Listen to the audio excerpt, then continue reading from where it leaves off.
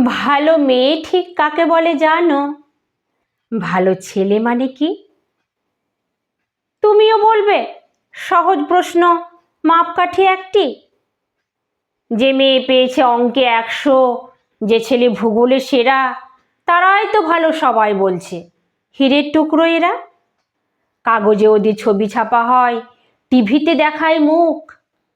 ওদের জন্য আমারও তো ভাই আনন্দে ভরে বুক। কিন্তু কেন জানো? তোমাকে বলছি, দেখে শুনে পাই ভয়। শুধু এত নম্বর পেলে কি ভালো ছেলে মেয়ে হয়? আচ্ছা ধরো না, যে মেয়ে পেয়েছে অঙ্কে অনেক কম, তার গান শুনে মুগ্ধ সবাই, হাততালি হরদম।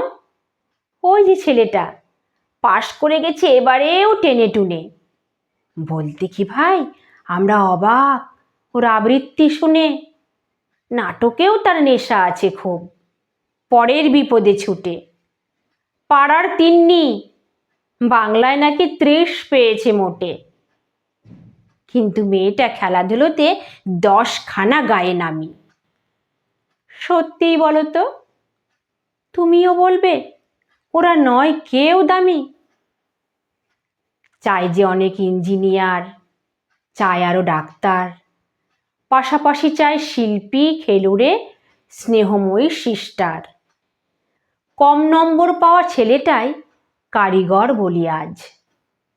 দেশটা গড়তে তার হাতে দেখো কত দরকারি কাজ।